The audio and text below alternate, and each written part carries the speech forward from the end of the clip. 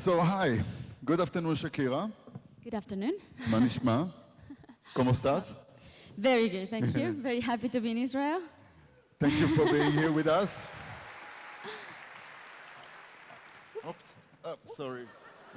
It's my fault. I'm too excited. You know what? At least I'm pronouncing your name right.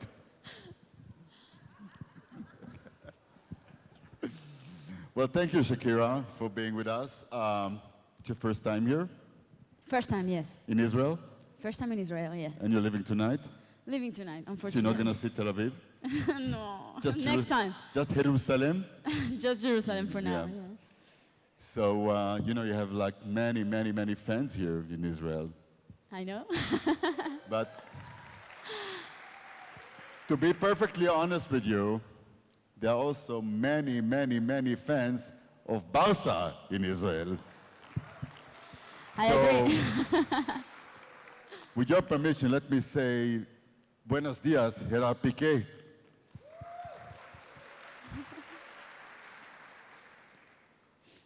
Thanks for being with us here today. And it's really a pleasure having you. How was the conversation with President Peres? It was fantastic. I think he's an admirable man. I admire his work, his dedication to social causes, and I'm delighted to be here to participate in this third presidential conference. And so much more than a pleasure to be in Jerusalem, to the city of cities. This conference is, this conference, as we know, is dedicated to the crucial decisions that will make a better tomorrow. So I believe that there couldn't be a better venue than Jerusalem and Israel, this land, this cradle of civilizations, was there at the beginning of mankind's effort to transcend, and it must be there at the forefront of today, and in all that has to do with advancing human innovation and social development. At least that's what I believe. My visit to Max Rain School today here in Jerusalem was very inspirational. It's a school that is half Palestinian and half Jewish, and they teach both languages. They teach Arab and Hebrew. It's very inspirational to see so many kids learning and playing together in such a healthy and safe environment like that one. And it only reminded me, once again, that the most crucial decisions that we can make for a better tomorrow concern how to educate and how to raise our children. I come from Colombia, a country that has undergone decades of conflict, and I have been involved in educating Colombian children since I was 18 years old, when I started my first foundation, the Bird Food Foundation, because I was convinced that helping increase access to universal education was one of the very few options that a country like mine had as an antidote for violence and poverty. The schools that my foundation continues to build and operate in areas of conflict in my country are now educating about 6,000 students and serving over 30,000 people. We also recently started another project in Haiti and another one in South Africa, but it is in my own country where I've learned some of the most valuable lessons. And I've learned that in a conflict environment, a child who lives in extreme poverty, away from schools, is 10 times more likely to be recruited by a militant group than one who's receiving an education. Therefore, just getting more kids into school and keeping them there can reduce recruitment and violence. And I have been a witness of this. In Colombia, one of our schools is in Chocó. Chocó is a riverside jungle town that has seen more than its share of conflict over the years. The school is at the top of a rise on a muddy street, but it has computers and playgrounds, and it is clean and orderly and safe, and yes, ambitious, because those kids are there to learn. And many of those kids are refugees from war, internally displaced kids, or either their parents are refugees as well, or they have been killed. And many of these children were destined to follow their peers into the drug business or be recruited by guerrillas of one kind or another. Now instead, we can proudly say that we have children from Chocó and elsewhere, who are going on to college as we speak. And they're preparing themselves and they're getting ready to live dignified lives. And they will be now a force of peace and economic growth and stability in my country.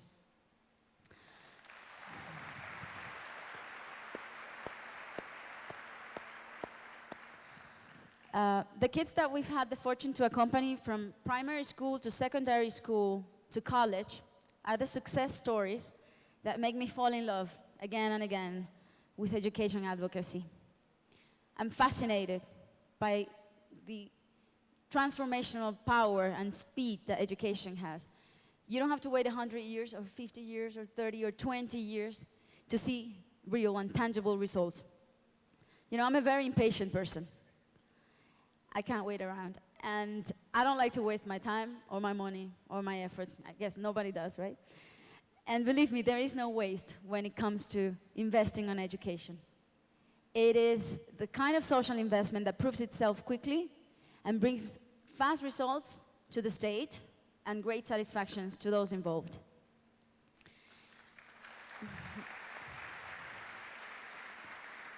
Every day I see it with my own eyes, and the people who I work with see it as well. We see real changes, not only in the psychosocial development of the kids who get a quality education, but also in their performance in and out of school. Their families and their communities. We see it reflected in their surroundings. And on top of that, every year, we have the enormous pleasure of graduating a generation of young, productive individuals who are ready to live dignified lives. So it's a win-win situation. I'm convinced, as many people are, I'm sure, that investing in education really is the best strategy for peace and global stability. And the earlier you get in, the better. Early investment, early childhood nutrition, basic health and care from birth through the age of 6 are essential for a child to develop the actual physical means to learn, to perform better in class, but also better throughout life.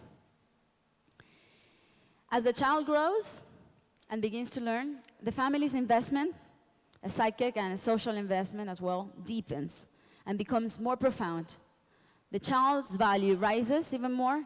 The family's social value rises, the community's value rises.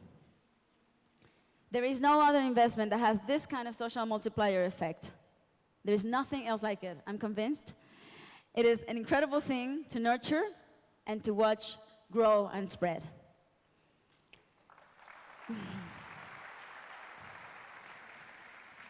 I believe that it is the very substance of peace.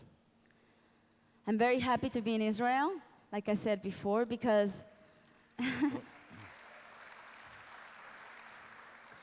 believe that this is the perfect place to talk about how urgent it is to make education a priority. Israel has been a great melting pot of cultures for so many centuries. It will continue to be.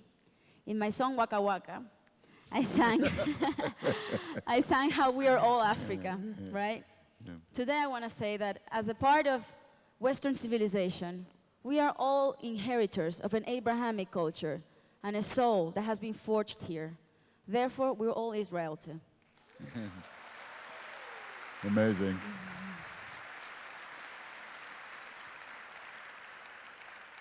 Israel, the mother of cultures and human spirituality, can help lead the next generation.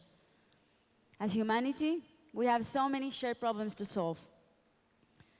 I mean, just think about water in the Middle East, or global warming, illnesses, inequality. Our future is not assured.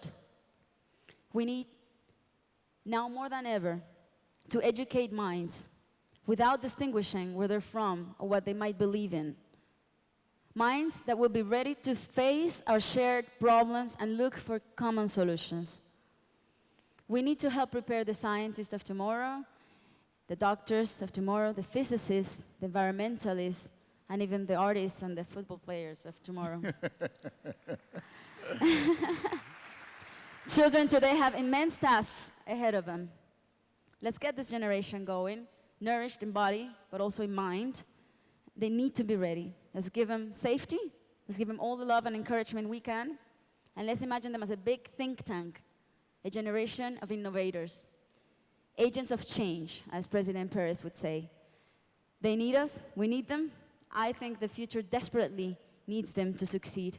I believe in education for prosperity, education for peace. Thank you so much for your kind attention. Thank you. Thank you so much, Shakira, for your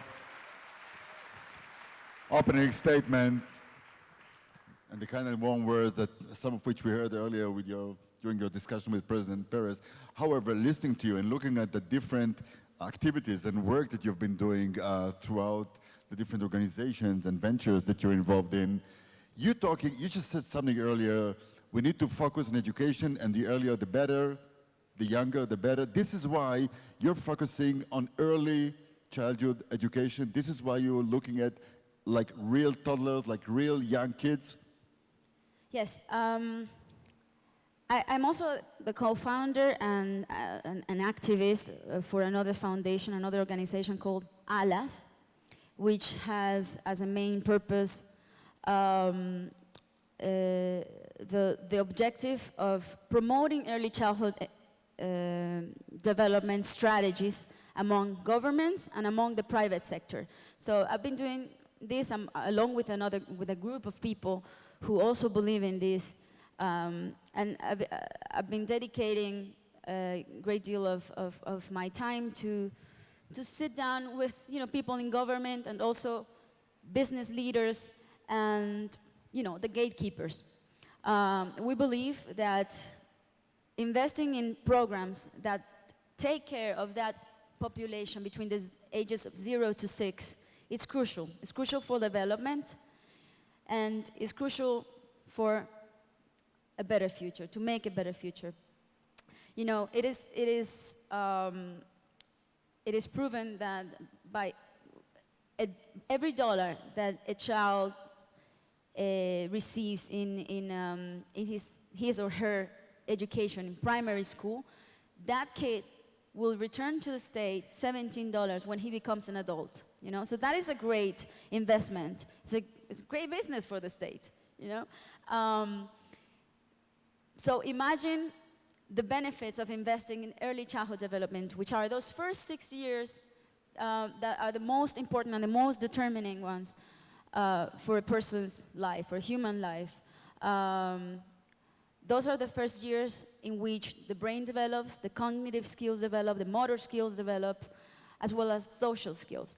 So we consider this a fundamental part of education, and it is urgent that our leaders invest in this kind of strategies and that they put our smallest kids at the top of their political agendas. So this is something we've been doing for a couple of years, almost 3 years now, and little by little we're seeing changes, we're seeing results, and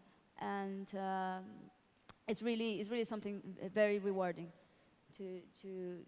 to watch how these kids who receive early childhood education and stimulation and proper care and nutrition perform better in school, but also later in life.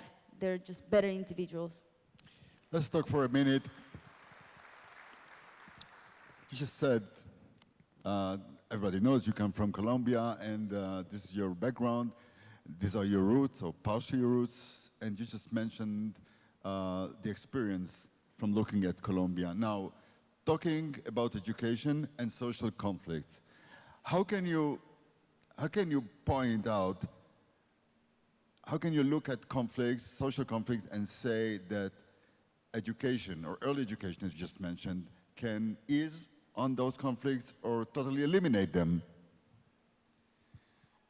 Yes, because children who receive proper care and nutrition and also love and attention in those first years of their life are more prone to become less aggressive adults, more adaptable, more open minds.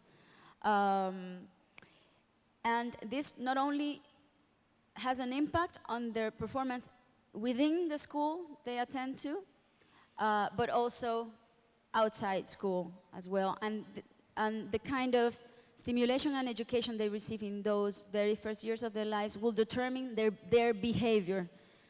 And we have proven this ourselves in our schools, within our schools, because we only started adding the early childhood development component to our schools, to our programs, only a few years ago. And since then, we've been noticing a difference between the kids who were lucky enough to access these kind of programs and the kids who didn't. So I am convinced that one of the strategies for peace and for global stability and for the eradication of violence starts from there, from the very beginning of a person's life. So, when we're talking about social conflicts, when we're talking about education, it is, Shakira, listen, it's inevitable to talk about politics. You hate talking about politics, but we're talking about governments. They are behind the idea of how we can bring this into reality, make this happen. How do governments react? How are they responsive to your different activities and initiatives? Well, ALAS is an organization that works primarily in Latin America, where there's a huge lack of attention towards this sector of the population.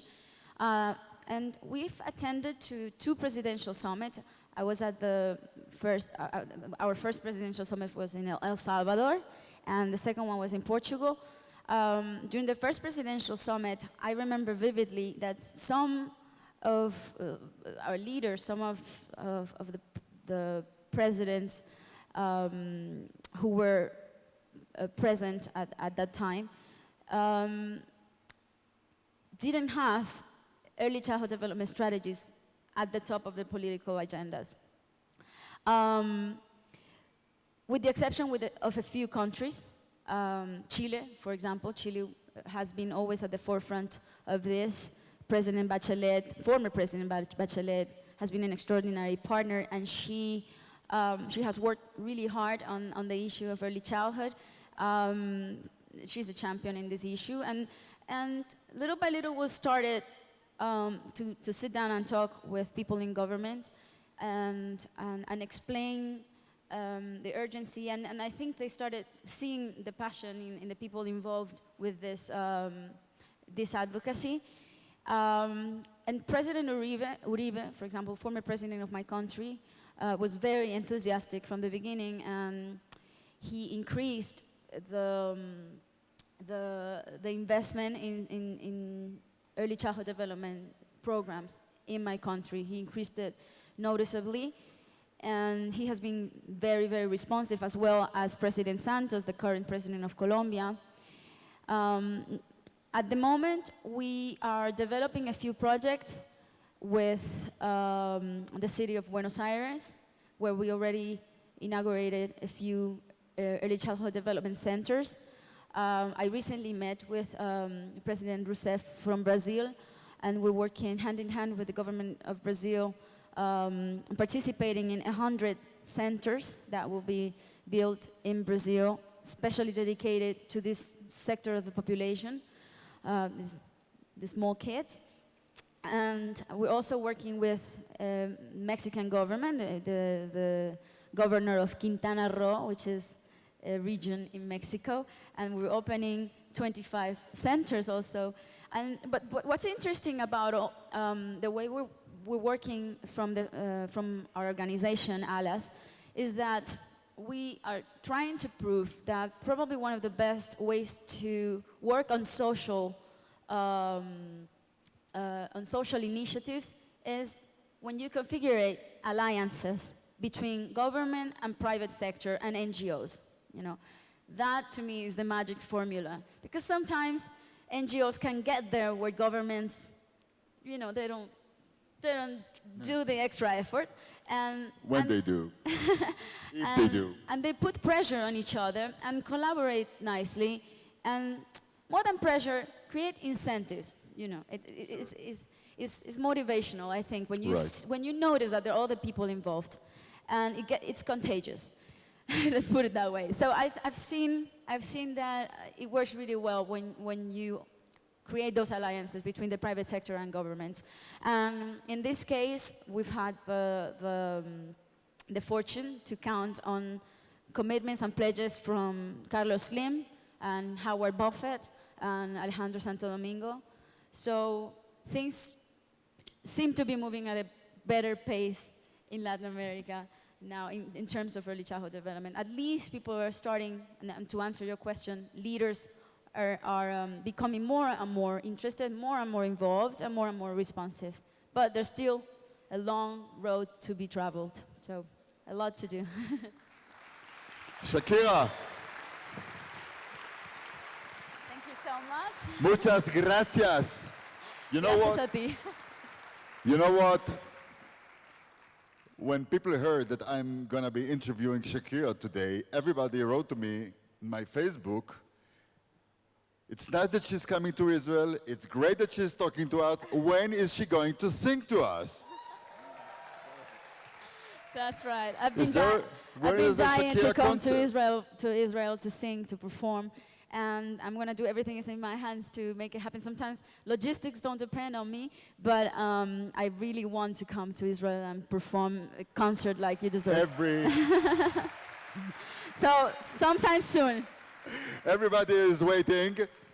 And so let's just finish up by Waka Waka. How do you do it? You do it better than me. No, how do you do that? Thank you so much.